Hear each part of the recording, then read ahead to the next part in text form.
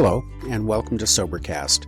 We provide AA speaker meetings and workshops in a podcast format. We are an ad-free podcast, and if you enjoy listening, please help us be self-supporting by visiting Sobercast.com, look for the donate link, and drop $1 or $2 into the virtual basket. Also, if you're a member of NA or have friends that are, please tell them about our other podcast, NAPOD. NAPOD features NA speakers and workshops in the same format as Sobercast. We upload a new speaker every day, and it's easy to subscribe by searching for NAPOD, N-A-P-O-D, all one word, on any podcast player app, or go to napod.xyz if you'd like to listen online. Hope you enjoy the podcast and have a great day.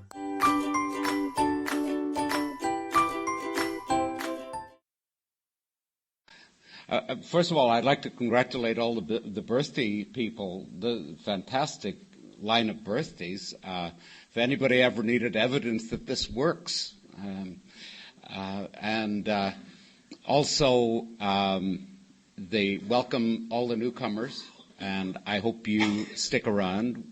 Everyone in this room was a newcomer at one time, and we're not because we stuck around. We kept coming back, often against our own will at first, but it seemed to work that way. Andrea is a hard act to follow. What a great and powerful talk that was.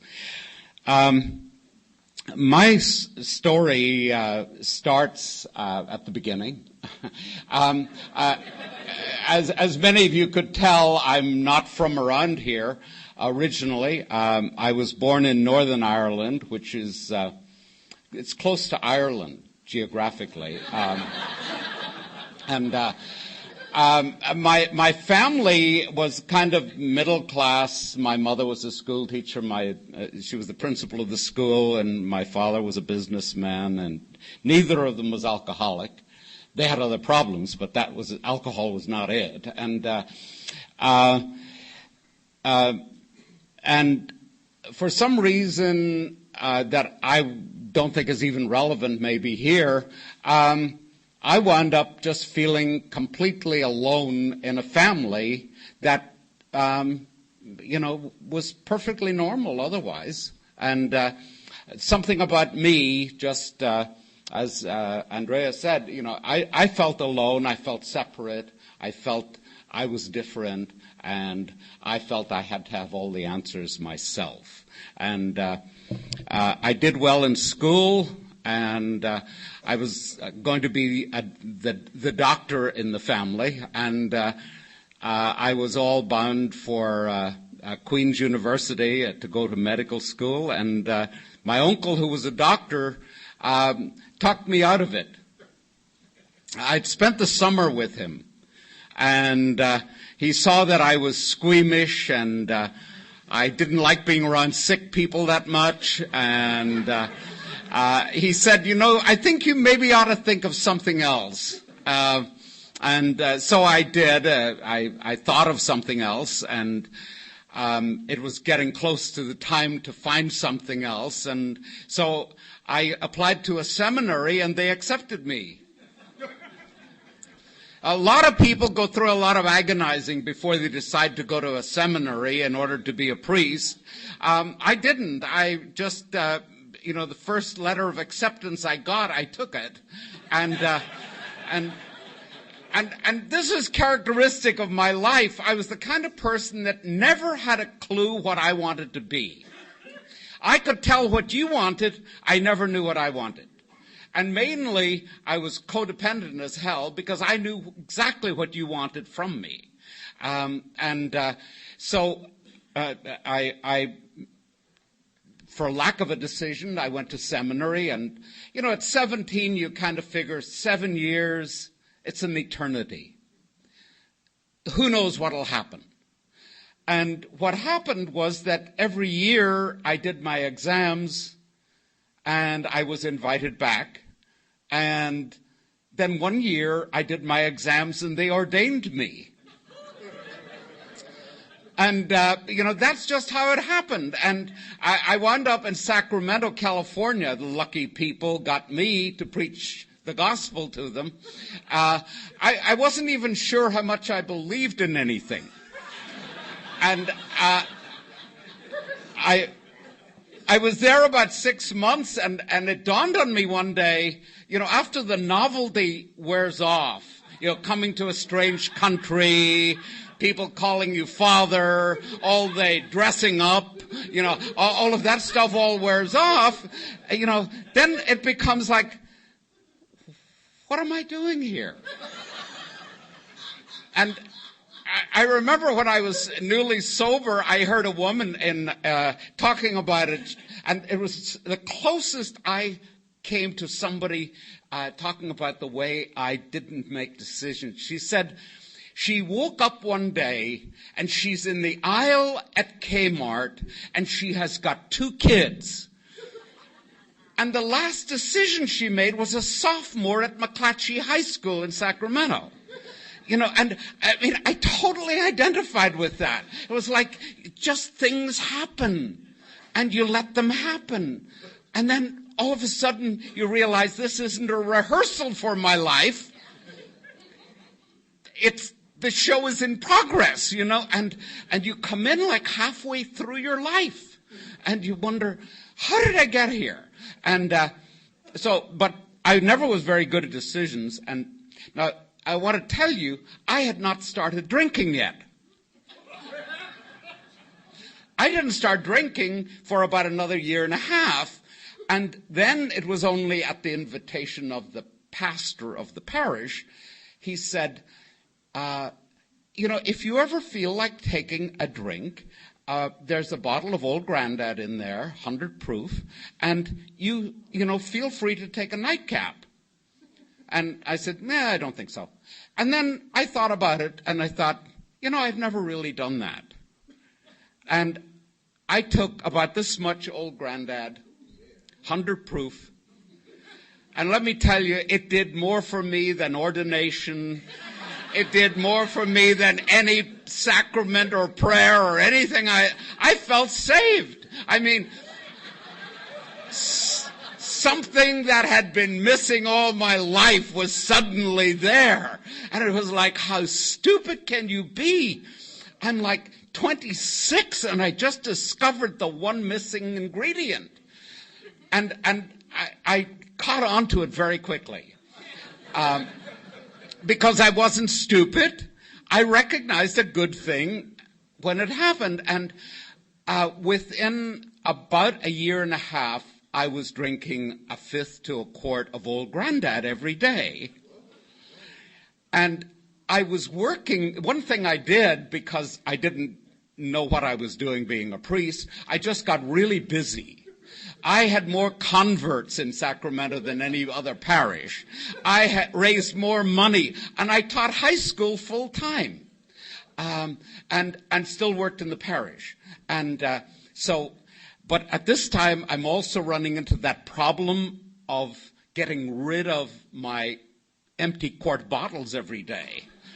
And the only place that was private in a rectory, where it's run by, really not by the pastor, but by an old Irish housekeeper. And she does everything, your laundry and everything else. And there's nothing sacred except this big steamer trunk I had brought from Ireland that had a lock on it. And I was a couple of years sober, and I still had that full of empty bottles of Old Grandad. I mean, it was like a dead body in the closet, It was like, how do you get rid of it, And so, and I had a problem buying this stuff because, I would need some early in the day, and I bought all the gift wrap liquor in Sacramento. I would go in and have these long conversations with the guy in the liquor department or the liquor store about gifts for imaginary people. And I would come out, and the back seat of my car was full of rosettes. Those little rosettes on the top of the gift wrap liquor. And I go around the corner, rip the rosette off, open the bottle, and then now I got sent for by the bishop, and I thought I was in trouble. But instead of that, he said, we have been watching you. And I was going, oh, God. And he said, we would like you to go off and get a doctorate in canon law, which is kind of like the fast-track degree in the Catholic Church. To get a doctorate in canon law was a kind of like promotional, And so it was like, yeah, sure. Anything to get out of Sacramento. 5 years in Washington, D.C. in 1965. I mean, wow. And a friend of mine told me, he kidded me, he said, canon law, for Christ's sake, O'Connor, what are you thinking of? And I said, well, I could get away. And he said, I think I knew if they had offered you ballet, you'd have probably taken it, And so when I was going away, my gift from him was a leotard and a long-playing record of Swan Lake,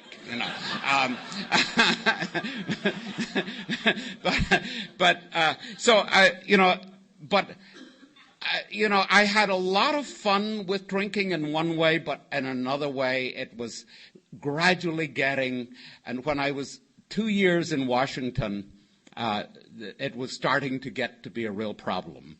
I would go on the wagon for 2 weeks before finals, but I was doing stupid stuff. Like, I also had a habit of looking for things that made you energetic, if you know what I mean. And there's nothing worse than an energetic alcoholic. I got pulled in 3 times in one day for drunk driving. That's what I mean. Being an energetic alcoholic, you don't pass out, you go for a drive, And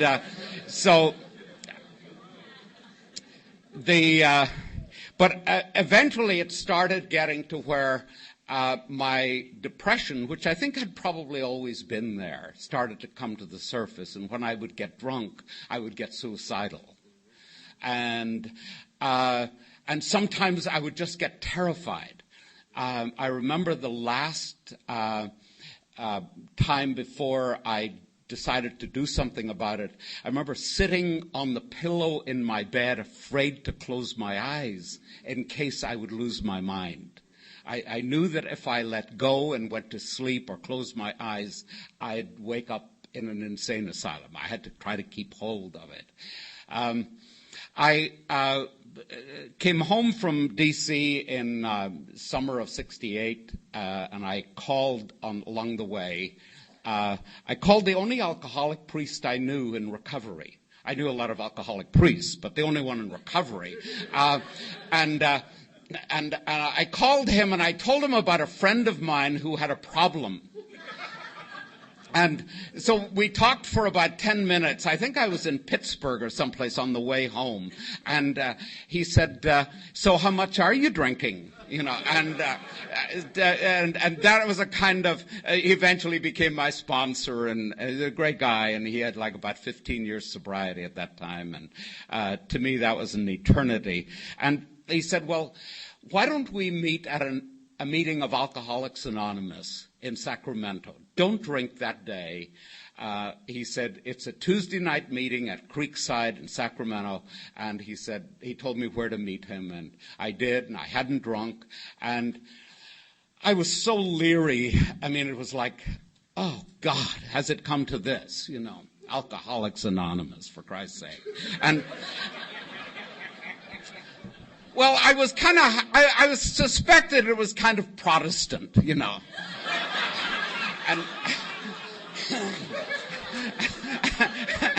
And and being such a good Catholic, it's like, and so I met him outside this place, and we came up to the door, and the meeting was already in progress, and I caught him by the arm, and I said, Joe, I'm not joining tonight.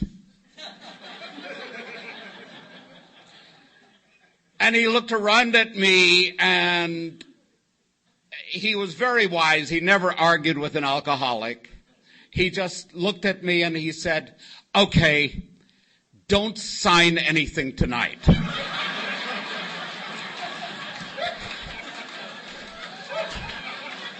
And I said, okay, I'll just listen, so I haven't signed anything yet, which is kind of neat. But so that night, I don't remember much about it, except I remember the really positive thing about AA that night for me was this. They were talking about spirituality and God and using four-letter words. This effing spirituality, and stuff like that. And it's like, wow, this is cool. I had religion up to here, and anything that sounded different might work, and that sounded different, but after a couple of, and I was thinking of this when Andrea was talking also, I found out there was a book. And I decided to do a home study course. I mean, if there's a book, I can figure out a book, right?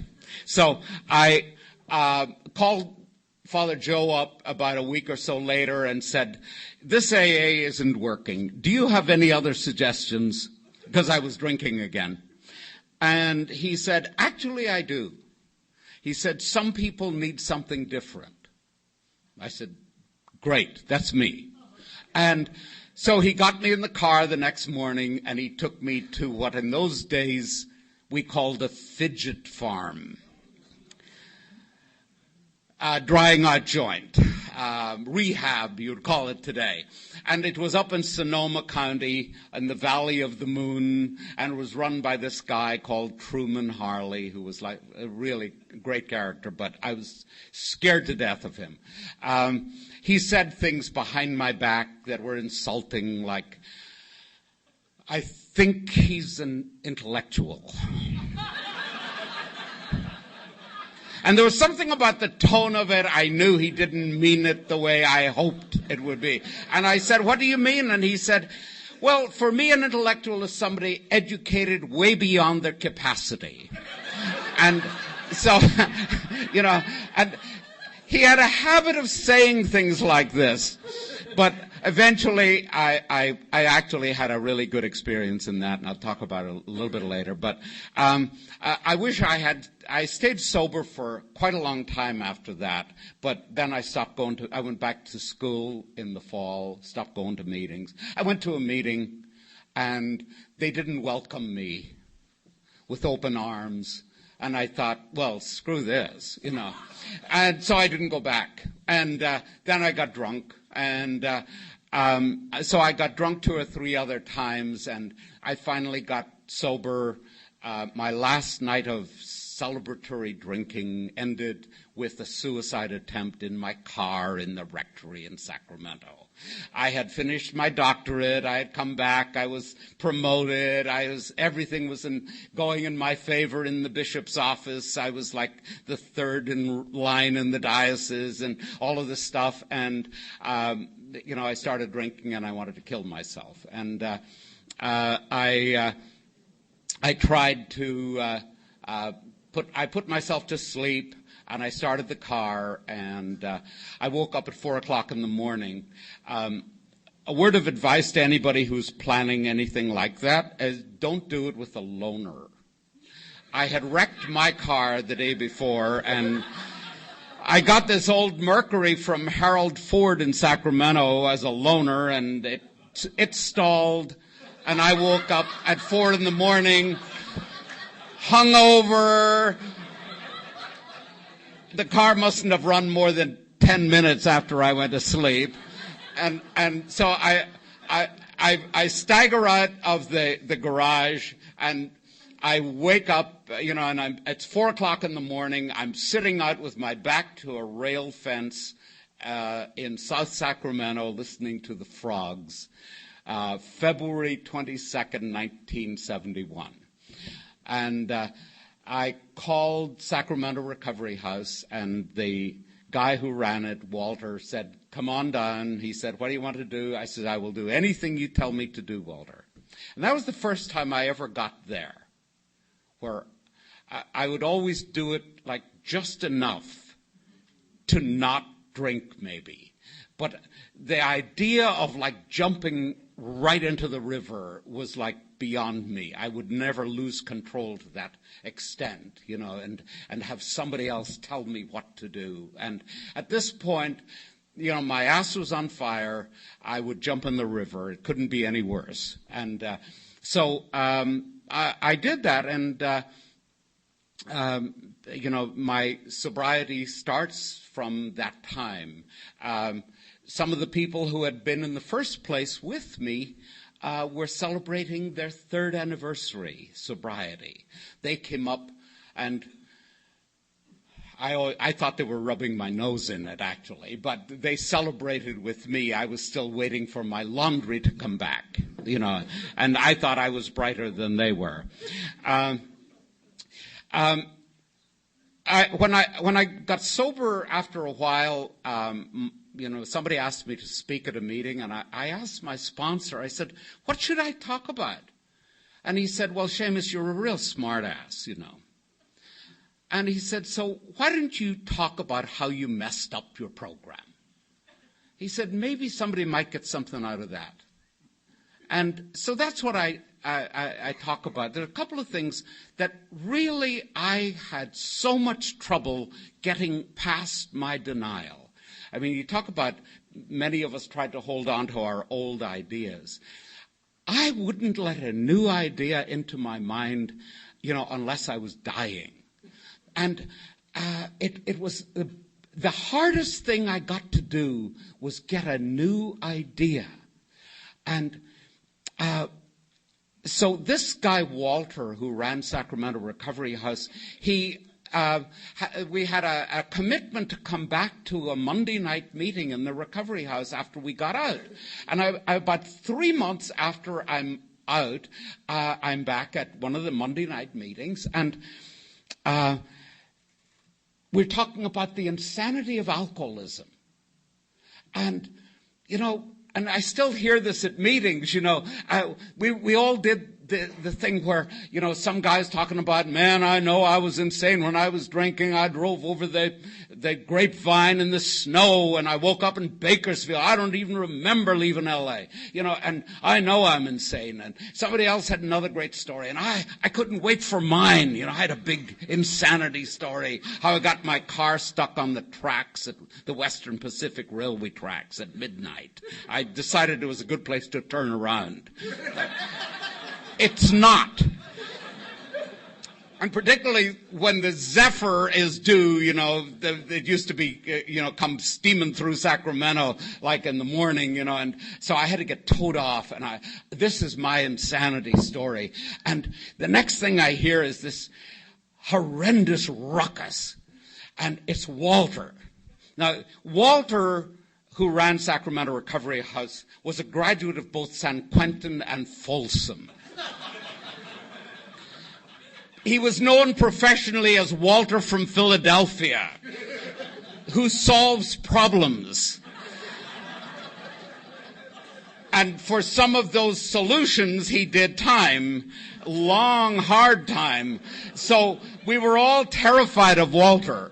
And so Walter kicks this heavy kitchen chair back, grabs it, smashes it on the floor, and says, for Christ's sake, will somebody talk about the insanity of alcoholism? And shut up about how goofy you were when you were drunk. And he storms off into his office. It was like, ooh, wow, what was that? And we looked at each other, and we didn't know we didn't understand it. And 2 or 3 days later, I come by the recovery house for a cup of coffee, and I'm going in, and I says, so Walter, how are you doing today? Kind of patronizing, and he looks up from his chair and he said, you stupid son of a bitch. You still don't know what we're talking about at this program, do you? I says, what do you mean? He said, for 3 years I've listened to you talk about how insane you are after you start drinking. He said, that's not the insanity of alcoholism, not according to this book. And he sent me out to my car to bring in my big book. And he said, I want you to open it at page 35. I opened it at page 35. He says, do you have anything underlined on page? No, I got something underlined on page 34. He said, page 35, he says, so we shall describe some of the mental states that precede a relapse into drinking, for obviously this is the crux of the problem. You didn't think that was important, did you? I don't think I must have missed that. And then he says, okay, open to page 24. And I open to page 24. He says, do you have anything underlined there? No. Is there anything you notice? Well, yeah, there's italics. He says, why do you think it's in italics? It's important. He said, no, because they couldn't afford neon.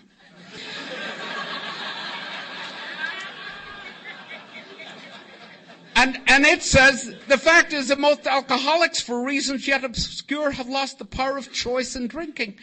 Their so-called willpower becomes practically non-existent. We are unable at certain times to bring into consciousness with sufficient force the memory of the suffering and humiliation of even we are without defense against the first drink. I thought it was the second drink, you see. I thought it was up to me about the first drink, and then I lost control. I didn't realize that I was powerless. And he took me through this. I mentioned these page numbers, incidentally, for the Protestants.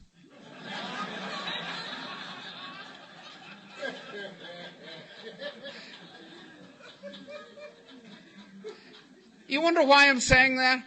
Did you ever notice Protestants go to church and they carry the Bible? And when the minister quotes something, they want to know chapter and verse.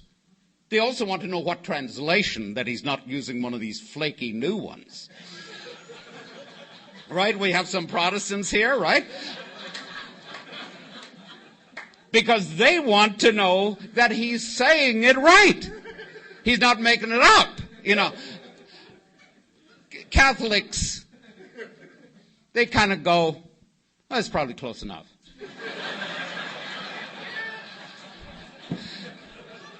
So, for the Protestants, page 24 has the italics, and page 35 is the crux of the problem.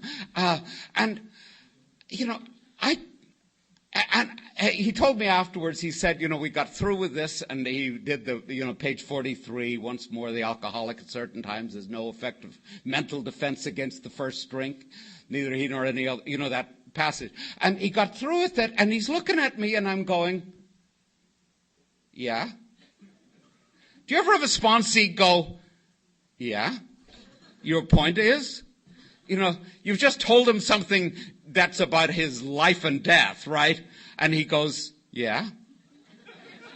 He said, all I could think of, he said, was one of those old soda machines you put the money in and you hear it fall and nothing happens. You know, the can doesn't roll down, you know. And he said, I just felt like slamming you up the side of the head or something to get the coins to drop, you know. And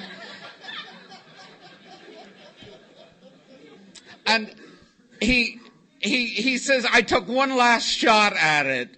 And his last shot was this. He said, you had not drunk anything or used anything for 7 months, right? Right. The last time you were sober. Yeah.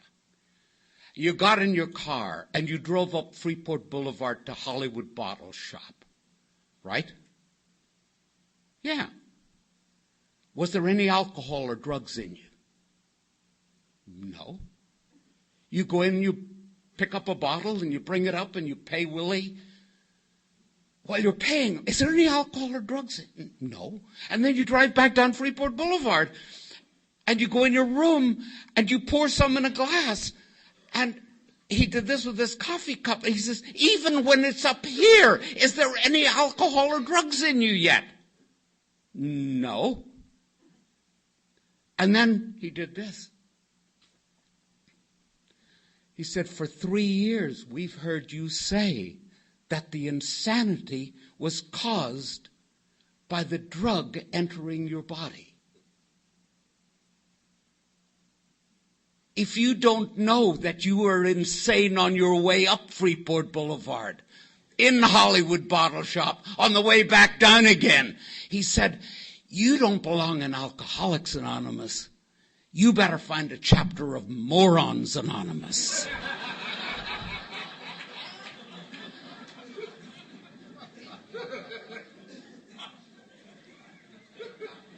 And it was like, but what about it's the first drink that does it?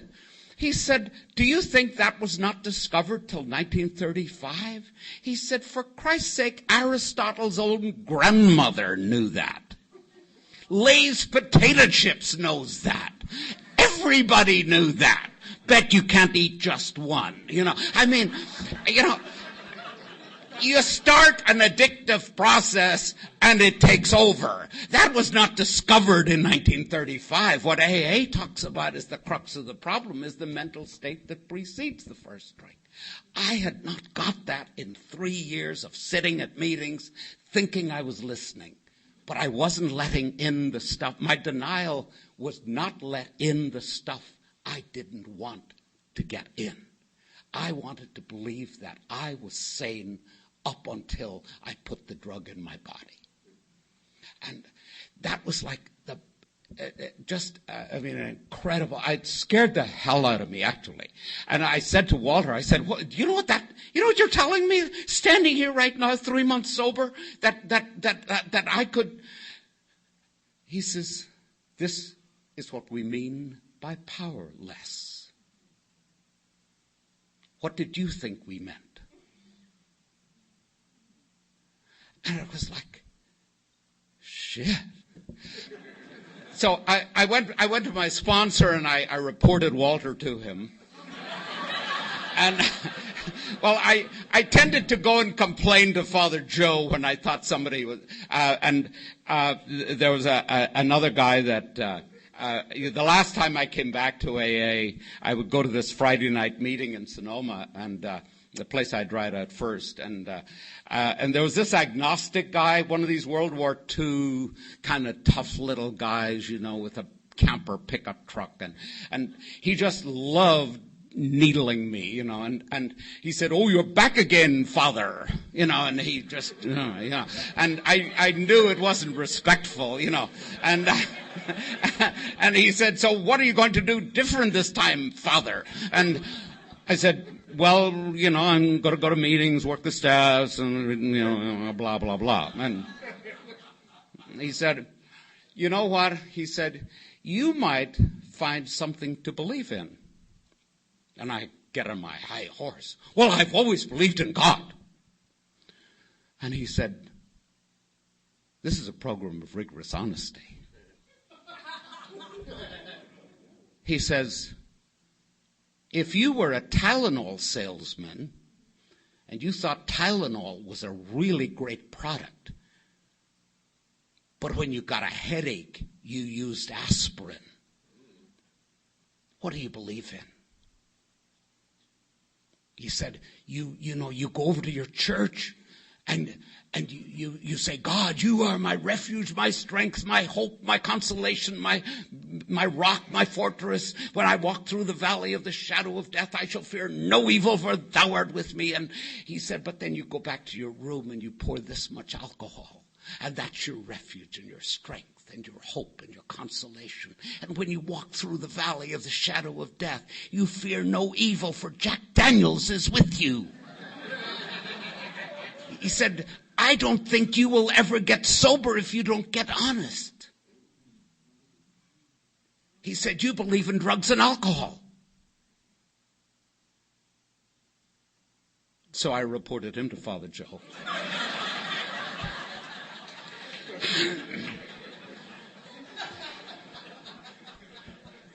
And Father Joe agreed with him.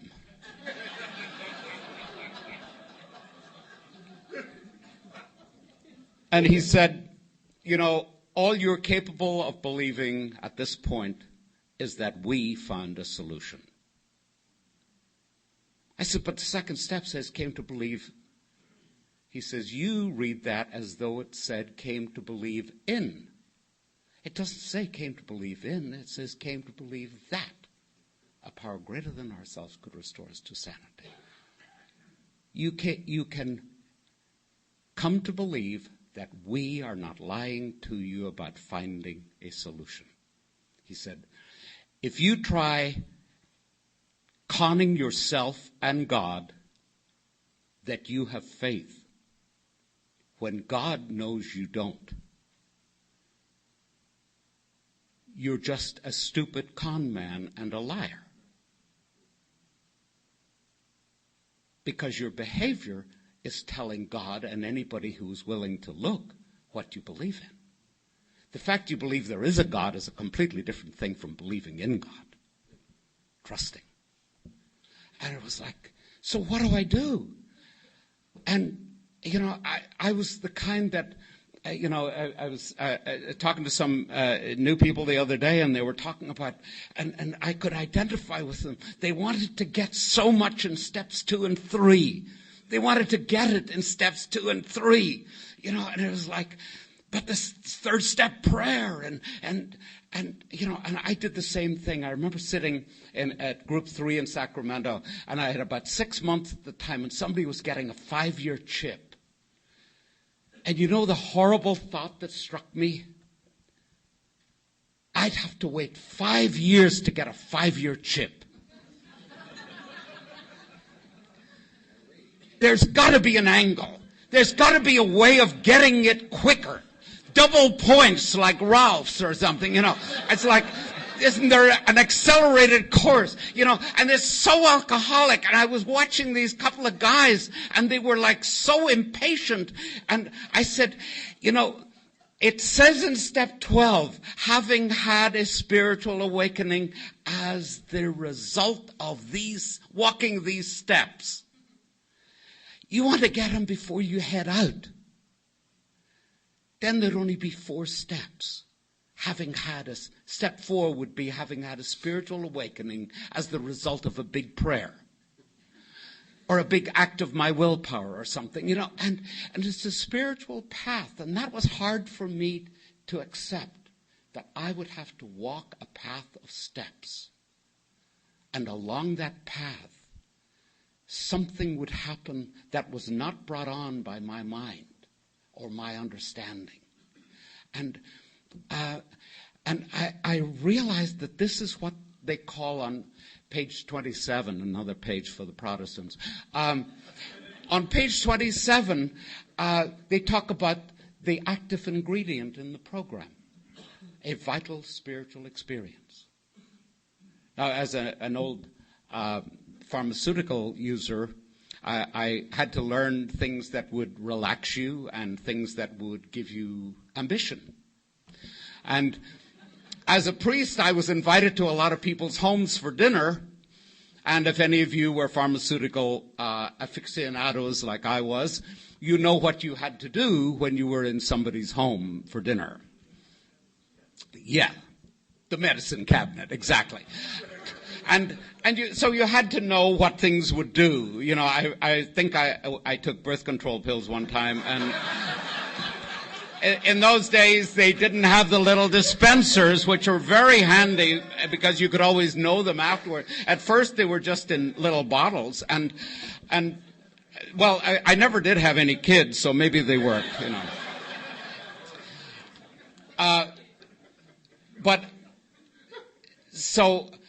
For me, it's very important that the active ingredient in anything, that I know what it is. And the only remedy for our hopeless condition is a vital spiritual experience. And the only way we know to get it reliably is rarely have we seen a person fail who has thoroughly followed our path. And so we're, when I was in Truman's, that first place, I got the first taste of spirituality. I wanted to stay in my room the first day because I was shaking, and they made me come down to lunch, and they had soup. And if you ever had the shakes, you know that soup is not recommended.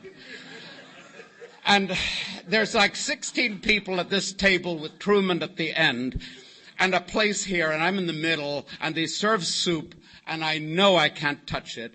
And Truman says, Seamus, eat your soup. And I go, he said, eat your soup. And I get it up about here, and it starts to shake because all these people are watching me. And the guy beside me says something that was like unforgivable. I was shocked. He said, you got a pretty good shake. And I was horrified that somebody would be so impolite.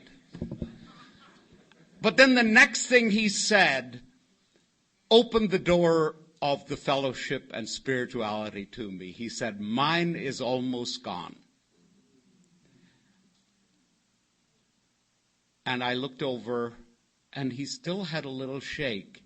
And then he says, look at that old guy over there. He said, across the table. And I looked up for the first time, and there's this old guy, and he had like one yellow tooth in his head. He's brown as a berry, and he's grinning from ear to ear, and he's putting it in his ear. And he says, look at him. He's been here a month, and he's still shoving it in his ear, you know. And he's laughing, and everybody's laughing, and we're all looking at each other. And it's like, this for me was the open door into spirituality. I was like a Martian who finally found a colony of my own people. You know, it was a place where I could take the hat off and let the antenna up, you know, and just be as weird as I knew I was. And we went out on the porch and we sat and we talked and laughed about lying and drinking on the sly and where we hid our bottles and how we got rid of them. And, you know, we talked about all this stuff, and it was like, wow. These people know more about me than my family ever knew, than anybody ever knew. And you know, for the last 38 and a bit years, I have been fortunate enough to be in this family that is now my family, and with whom I feel completely connected at that spiritual level that is beyond the level of bragging, beyond the level of accomplishment. It is the level where we sit our bottoms on chairs at AA meetings and say, I am an alcoholic, and everything else is left outside, and we're family. And I am so grateful to have been invited here, and for your patience in listening and the privilege of speaking to you. Thank you.